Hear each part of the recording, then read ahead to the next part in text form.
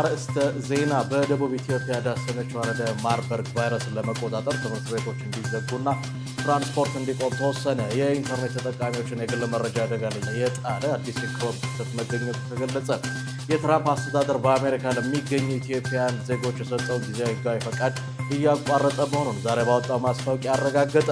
ፑቲን ሩሲያ ኒውክሌር መርሃ ግብርን ጨምሮ በሁሉም ዓለም አቀፍ ጉዳዮች ላይ ከኢራን ጋር በአጋርነት ትቆማለች አሉ። ኪም ጆንግ ኡን በሩሲያ የውጊያ ስምሪት ቆይተው ለተመለሱ ወታደሮች አቀባበል አደረጉ። በፍልስጤም የወጣቶች ጀግንነት ተወሳ።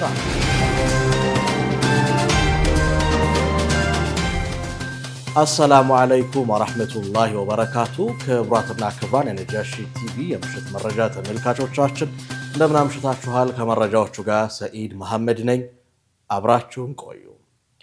በደቡብ ኢትዮጵያ ዳሰነች ወረዳ ማርበርግ ቫይረስን ለመቆጣጠር ትምህርት ቤቶች እንዲዘጉና ትራንስፖርት እንዲቆም ተወሰነ።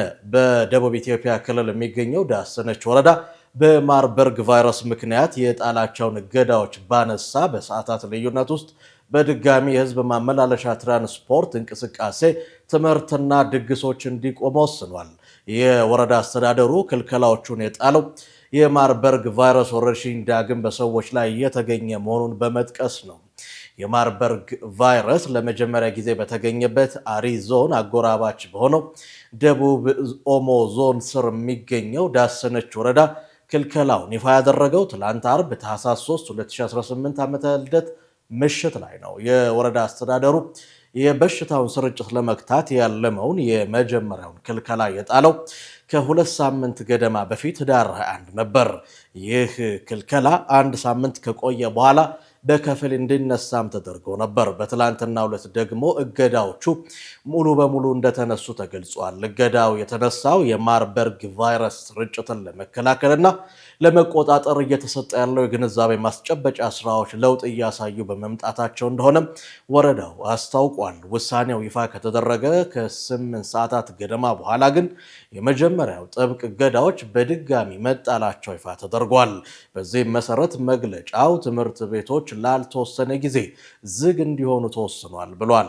የህዝብ ማመላለሻ ትራንስፖርት እንቅስቃሴም እንዲቆም ትዕዛዝ የተላለፈ ሲሆን ባለ 2 እግር ሞተር ሳይክሎች ደግሞ ከአሽከርካሪው ውጪ ሁለተኛ ሰው እንዳይጭኑ ተከልክለዋል። በተጨማሪም የማህበረሰቡ የሚያደርጋቸው የደስታና የሐዘን እንዲሁም ህዝብን ሊያሰባስቡ የሚችሉ ስነ ስርዓቶችም ላልተወሰነ ጊዜ እንዲቆሙ መዝናኛ ተቋማትና ህብረተሰቡ በብዛት የሚገናኝባቸው አውዶች ሁሉ እንዲቆሙ ጠይቋል።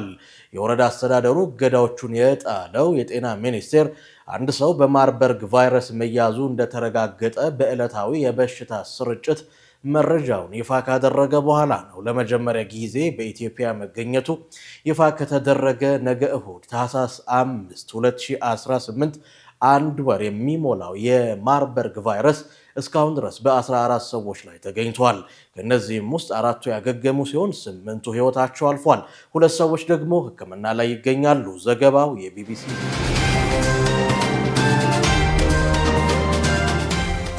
ኢትዮጵያ 32ኛውን የተመድ የአየር ንብረት ጉባኤን እንድታስተናግድ መመረጧ ለኢኮኖሚና ለቱሪዝም ዘርፍ እድገት ትልቅ አስተዋጽኦ አለው። ኢትዮጵያ 32ኛውን የተባበሩት መንግስታት ድርጅት ተመድ የአየር ንብረት ጉባኤን እንድታስተናግድ መመረጧ የሀገርን ገጽታ ለማሳደግ ለኢኮኖሚና ለቱሪዝም ዘርፉ እድገት ትልቅ አስተዋጽኦ እንደሚኖረው ባለሀብቶችና የሆቴልና ቱሪዝም ዘርፍ ተዋናዮች ገለጹ። የአዲስ አበባ አስተዳደር ከተማ ከንቲባ አዳነች አቤቤ ይህን ውሳኔ ተከትሎ ከባለሀብቶችና ከሆቴልና ቱሪዝም ዘርፍ ተዋናዮች ጋር በቅድመ ዝግጅት ስራዎች ላይ ውይይት አድርገዋል። በውይይቱ ላይ የተሳተፉ ባለሀብቶች ኢትዮጵያ 32ኛውን የተባበሩት መንግስታት ድርጅት የአየር ንብረት ጉባኤን እንድታስተናግድ መመረጧ የሀገርን ገጽታ ለማሳደግ ለኢኮኖሚና ለቱሪዝም ዘርፍ እድገት ትልቅ አስተዋጽኦ ይኖረዋል ብለዋል።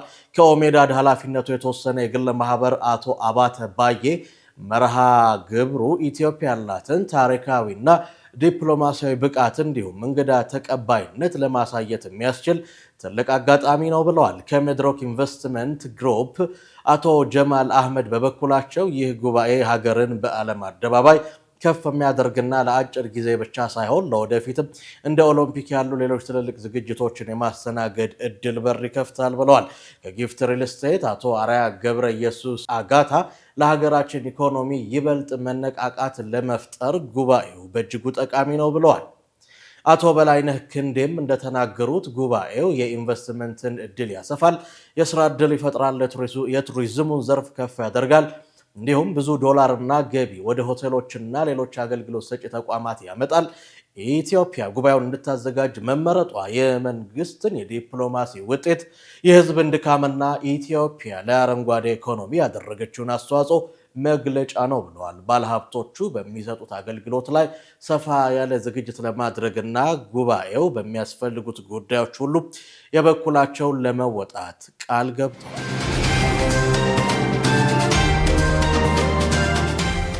በአማራና አፋር ክልሎች አጎራባጅ አካባቢዎች ሰላም የህዝብ ለህዝብ ግንኙነት ለማጠናከር በኮምቦልቻ ከተማ ውይይት ተደረገ። የሁለቱ ክልሎች የሰላምና ጸጥታ አመራሮች የተለያዩ ባለድርሻ አካላት በአዋሳኝ አካባቢዎች በዘላቂ ሰላምና የልማት ስራዎች ዙሪያ በኮምቦልቻ ከተማ ውይይት አድርገዋል። በውይይቱም በሁለቱም ክልሎች አዋሳኝ አካባቢዎች የህዝብ ለህዝብ ግንኙነትን የሚያጠናክሩ የልማት ስራዎችን፣ ገበያዎችን፣ የትራንስፖርት ስራዎችን፣ የተለያዩ ማህበራዊ አገልግሎቶች፣ የሰላምና የጸጥታ ትብብሮችን ማጠናከር እንደሚገባ ተገልጿል። በሀገር መከላከያ ሰራዊት የሰሜን ምስራቅ እዝ አዛዥ ሌተናል ጄኔራል አሰፋ ቸኮል በሁሉም አካባቢዎች ዘላቂ ሰላምን ማስጠበቅ፣ የህዝብን የልማት ተጠቃሚነት እውን ማድረግ የጋራ አጀንዳ ሆኖ መቀጠል አለበት ብለዋል። በተለይም በአካባቢው በስፋት የሚስተዋለውን ህገወጥ የሰዎች ዝውውር መከላከል፣ የመሳሪያና ሌሎች የኮንትሮባንድ እንቅስቃሴዎችን በጥብቅ መከታተል፣ በጋራ መከላከል ይገባል ሲሉ ተናግረዋል። በመድረኩ የፌዴራል የሁለቱ ክልሎች እንዲሁም የዞን የወረዳ አመራሮች፣ የጸጥታ አባላትና ሌሎች ባለድርሻ አካላት ተሳትፈዋል።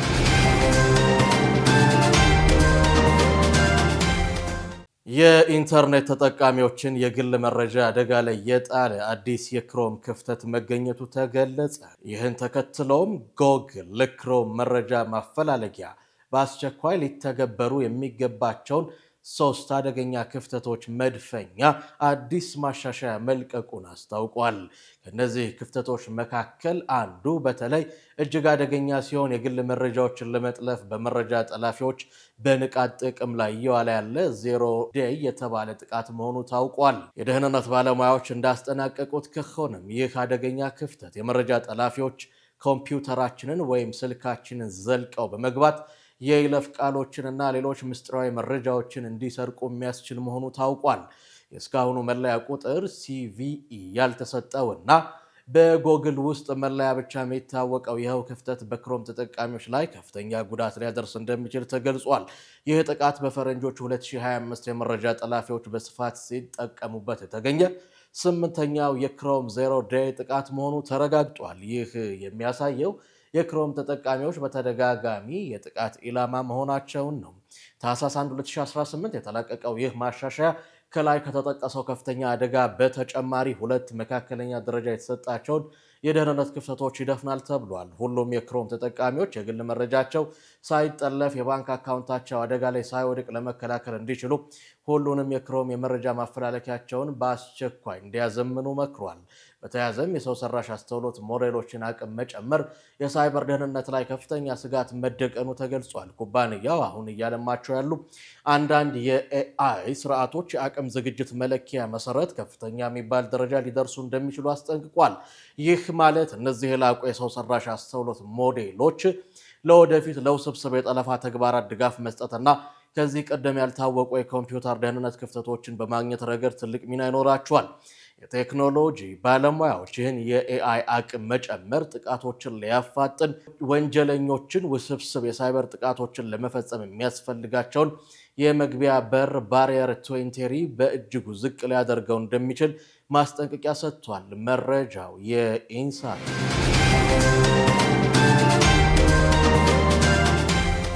ክቡራትና ክቡራን የነጃሺ ቲቪ የምሽት መረጃ ተመልካቾቻችን መረጃችን እንደቀጠለ ነው። ወደ ውጭ መረጃ አልፈናል። የትራምፕ አስተዳደር በአሜሪካ ለሚገኙ ኢትዮጵያውያን ዜጎች የሰጠውን ጊዜያዊ ሕጋዊ ፈቃድ እያቋረጠ መሆኑን ዛሬ ባወጣው ማስታወቂያ አረጋግጧል። የአሜሪካ የአገር ውስጥ ደህንነት ሚኒስትር ክሪስቲኖ ኖኤም በፌዴራል መዝገብ ላይ በተለጠፈ ማስታወሻ እንዳሉት የአገሪቱን ሁኔታ ከገመገምንና ከሚመለከታቸው የአሜሪካ የመንግስት ኤጀንሲዎች ጋር ከተማከረን በኋላ ሚኒስትሩ ኢትዮጵያ ለጊዜያዊ ክልላ ደረጃ ቲፒኤስ ብቁ የሚያደርጋትን ቅድመ ሁኔታዎች ማሟላት እንደማትቀጥል ተወስኗል። ቲፒኤስ ጊዜያዊ ክልላ ደረጃ በሀገራቸው በሰላም መመለስ እንደማይችሉ ሲወሰን በአሜሪካ ውስጥ ለሚገኙ የሌላ ሀገር ዜጎች ጊዜያዊ ስደተኝነት መብት ለመስጠት የሀገር ውስጥ ደህንነት ሚኒስቴር ስልጣን የሚሰጥበት አሰራር ነው። ቲፒኤስ የትጥቅ ግጭቶች፣ የተፈጥሮ አደጋዎች ወይም ሌሎች ያልተለመዱ ሁኔታዎች ላጋጠሟቸው ሀገራት የሚተገበር አሰራር ነው። በቅርብ ወራት አስተዳደሩ ሄቲን፣ ሚያንማርን፣ ደቡብ ሱዳን፣ ሶሪያ፣ ቬንዙዌላን ጨምሮ ከበርካታ ሀገራት ለመጡ ስደተኞች ከለላውን አስወግዷል። በህዳር ወር ደግሞ ትራምፕ በሚኒሶታ ለሚኖሩ ሶማሊያውያን የሚሰጠውን ከለላ ማቋረጡን አስታውቀዋል። 8 የሙስሊም ሀገራት የተባበሩት መንግስታት ድርጅት የፍልስጤም ስደተኞች እርዳታና ስራዎች በጋዛ ሰርጥ ወደ ስራ እንዲመለስ ጠየቁ። በእስራኤል ክልከላ ሳቢያ ፍልስጤም ውስጥ በሙሉ አቅሙ መስራት እንዳልቻለ የገለጸው የተባበሩት መንግስታት ድርጅት የፍልስጤም ስደተኞች እርዳታና ስራዎች ኤጀንሲ ወደ ስራ እንዲመለስ 8 የሙስሊም ሀገራት ጠይቀዋል። የፓኪስታን፣ የግብፅ፣ የኢንዶኔዥያ፣ የዮርዳኖስ፣ የኳታር፣ የሳውዲ አረቢያ፣ የቱርክና የተባበሩት አረብ ኤምሬቶች የውጭ ጉዳይ ሚኒስትሮች በጋራ በሰጡት መግለጫ ኤጀንሲው የፍልስጤምን ውስብስብ ቀውስ ለመፍታት የማይተካ ሚና አለው ብለዋል። ሀገራቱ የጋራ መግለጫ የሰጡት በምስራቃዊ ኢየሩሳሌም ውጥረት በማምጣቱና በጋዛ ያለው ሁኔታ እየተባባሰ በመጣበት ወቅት ነው። የውጭ ጉዳይ ሚኒስትሮቹ በጋራ በሰጡት መግለጫ የተመድ የፍልስጤም ስደተኞች እርዳታና ስራዎች ኤጀንሲ ፍልስጤማውያንን መብትና ደህንነት ለማስጠበቅ ላለፉት 10 ዓመታት ላበረከተው አስተዋጽኦ አመስግነው ወደ ስራ እንዲመለስ ጠይቀዋል። ኤጀንሲው በሙሉ አቅሙ የሰብአዊ እርዳታ እንዲያቀርብ እስራኤል ለዓለም አቀፍ ሕጎች ተገዢ እንድትሆንና ዓለም አቀፉ ማህበረሰብም እንዲተባበር አሳስበዋል። የፍልስጤም ልጆች ጀግንነት ተወሳ። መስጂድ አልሐረም በተደረገው የጁምዓ ሁጥባ ስለ ፍልስጤም ልጆች ጀግንነት ተነግሯል። ሼህ ሳላህ አል-ኹመይኒ በመካ መስጂድ አልሐረም ባደረጉት ሁጥባ በብዙ ፈተና ውስጥ እያለፉ ያለው ፍልስጤማውያን ልጆች የሁላችንም ልጆች ናቸው ብለዋል። አባቶቻቸውን እያዩ ያጧቸውን ቤቶች በግፍ የወደመባቸው ነገር ግን አሁንም በጀግንነት የቆሙ ምሳሌዎቻችን ናቸው ነው ያሉት ሼኹ። በጨካኙ የእስራኤል ጦር በረሃብ እየተቀጡ በተደጋጋሚ ጥቃት እየተመቱ ቢሆንም እጅ መስጠትን የማያውቁ ውርደትን የሚቃወሙ ጀግና ልጆች አሉን ሲሉ ገልጸዋል። በአላህ ፍቃድም ጀግና ልጆቻችን ነፃ ይወጣሉ ነው ያሉት ሼኹ። መስጂድ አልአቅሳም በመላው ሙስሊሞች ልብ ውስጥ ከፍ ብሎ ይኖራል ሲሉ ሁጥባውን አጠናቅቀዋል።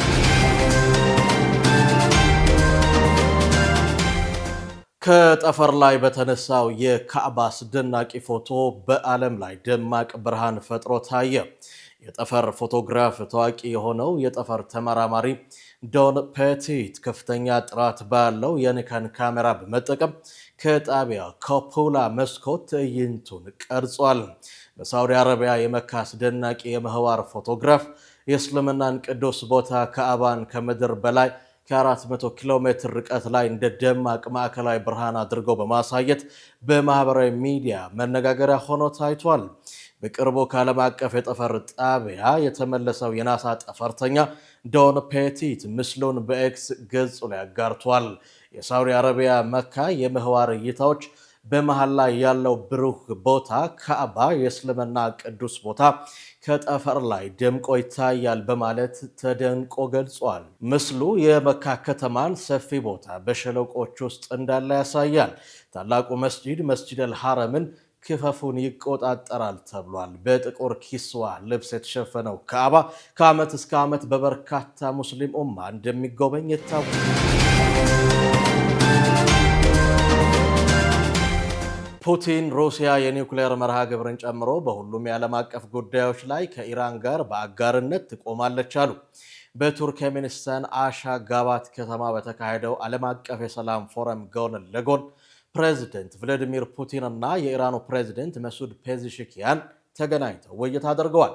በውይይቱ ወቅት በሁለቱ ሀገራት ስትራቴጂክ አጋርነት ላይ ሁሉን አቀፍ ስምምነት መፈራረማቸውን መሪዎቹ ገልጸዋል። ፕሬዝዳንት ቭላዲሚር ፑቲን ሀገራቱ በኢራን የኒውክሌር መርሃ ግብርን ጨምሮ በሁሉም ዓለም አቀፍ ጉዳዮች ላይ የጠበቀ ግንኙነት እንዳላቸውና ሀገራቸው ከኢራን ጋር በአጋርነት እንደምትቆም ተናግረዋል። የበሽርን የኒውክሌር ኃይል ማመንጫን ጨምሮ የመሰረተ ልማት ዝርጋታ፣ የሰሜን ደቡብ ኮሪደርን እንዲሁም በጋዝ ላይ በኤሌክትሪክ ዘርፎች ላይ የሚደረጉ ትብብሮች ተጠናክረው እንደሚቀጥሉም አንስተዋል። ፕሬዝዳንት መሱድ ፔዜሽኪያን በበኩላቸው በዓለም አቀፍ መድረክ ላይ ሩሲያ ለኢራን ላደረገችው ድጋፍ ምስጋናቸውን ገልጸዋል። ባለፈው ዓመት የሁለቱ ሀገራት የሁለትዮሽ የንግድ ትስስር በ13 በመቶ ማደጉን አንስተው በተያዘው ዓመት ሶስተኛ ሩብ ዓመት ደግሞ በ8 በመቶ ጭማሪ አሳይቷል ብለዋል። ሀገራቸው ከሩሲያ ጋር የተጀመረውን አጠቃላይ ስትራቴጂካዊ አጋርነት ስምምነት ለመተግበር ቁርጠኛ መሆኗን መግለጻቸውንም ስፑትኒክ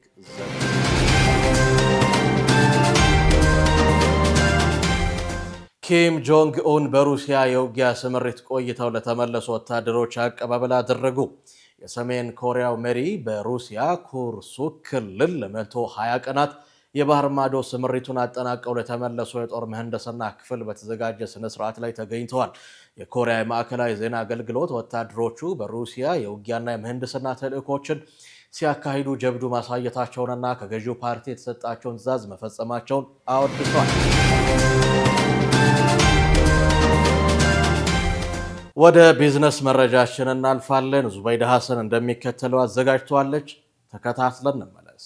በኬንያ ሀገር በቀል ዛፎች ጥበቃ እንዲደረግላቸው ለማሳሰብ አንዲት ኬንያዊት ወጣት ዛፍን ለ72 ሰዓታት በማቀፍ አዲስ ዓለም ክብረ ወሰን አስመዝግባለች። የ22 ዓመቷ ወጣት ሙቶኒ በኬንያ ኒሪ ግዛት ሀገር በቀል ዛፎች እንዳይጠፉ ጥበቃ እንዲደረግ የጀመረችውን ንቅናቄ በማጠናከር አንድን ዛፍ ለ72 ሰዓታት በማቀፍ አዲስ ዓለም አቀፍ ክብረ ወሰን ማስመዝገብ ችላለች። ወጣቷ በሰሞኑ ድርጊቷ ከዚህ በፊት ዛፍን ለ48 ሰዓታት በማቀፍ በራሷ ተይዞ የነበረውን ክብረ ወሰን ማሻሻል ችላለች። ወጣቷ ሰዎች ችግኝ በመትከል ለአካባቢ ጥበቃ እንዲደረግ ለማሳሰብ ከባለፈው ሰኞ ጀምሮ ለ2 ቀናት ያለምንም ማቋረጥ ዛፉን ለ72 ሰዓት አቅፋ ስትይዝ የአካባቢ ባለስልጣናት ክትትል ስለማድረጋቸው ተጠቅሷል። የአየር ንብረት ለውጥ የማህበረሰብ አንቂዋ ወጣት ሙቶኒ ከአዲሱ ክብረ ወሰን በኋላ በሰጠችው አስተያየት ወጣት ኬንያውያን የአካባቢ ጥበቃና የአእምሮ ሰዎች በማንኛውም ፈታኝ ወቅት ተፈጥሮ አቅፎ እንደሚይዛቸው ዛፎችን በመንከባከብና በመጠበቅ የሰው ልጆችን ሕይወት መጠበቅ እንደሚቻል ለማሳየትና ለማስተማር ድርጊቱን መፈጸሟን መናገሯን ቲአርቲ ዘግቧል።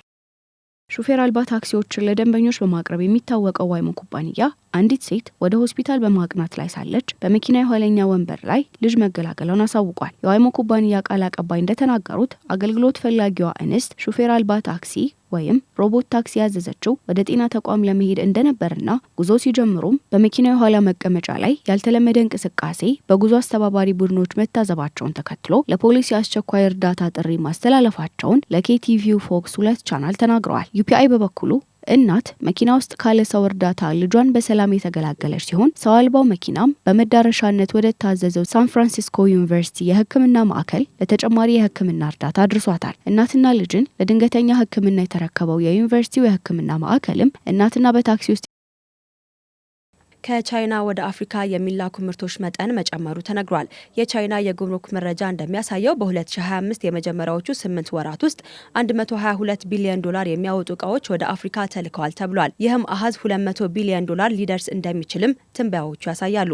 በተመሳሳይ ጊዜ አፍሪካ ወደ ቻይና 87 ቢሊዮን ዶላር የሚያወጣ ኤክስፖርት ማካሄዷም ተነግሯል። ይህም የ2.3 በመቶ እድገት አሳይቷል ተብሏል።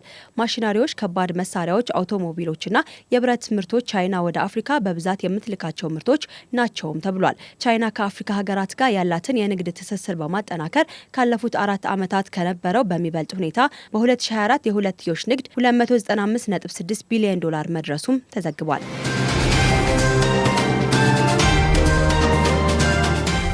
በመጨረሻም ወደ ድንቃ ድንቅ መረጃችን እናልፋለን። ባልደረባችን ሀያት ሰኢድ እንደሚከተለው አዘጋጅተዋለች። ተከታትለን እንመለስ።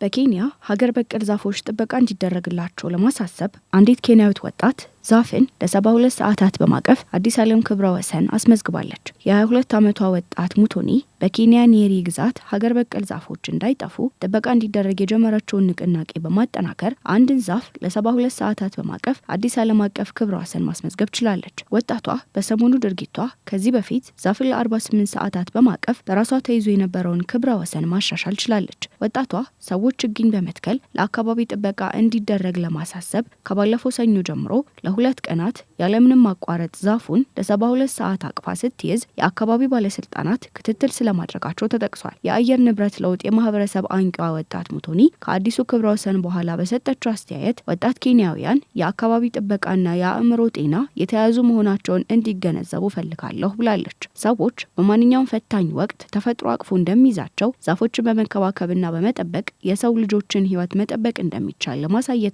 ለማስተማር ድርጊቱን መፈጸሟን መናገሯን ቲአርቲ ዘግቧል።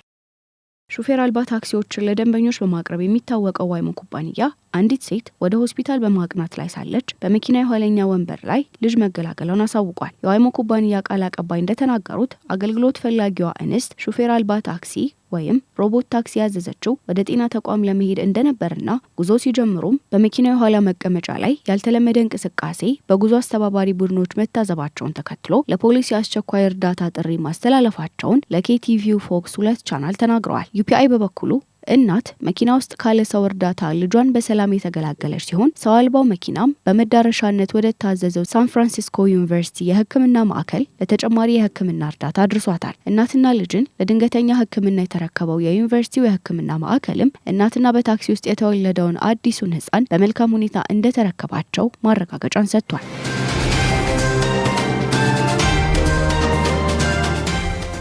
ክቡራትና ክቡራን የነጃሺ ቲቪ የምሽት መረጃ ተመልካቾቻችን የዕለቱን የምሽት መረጃ በዚሁ አገባደድን። ከቀሪ የነጃሺ ቲቪ የምሽት መሰናዶ ጋር መልካም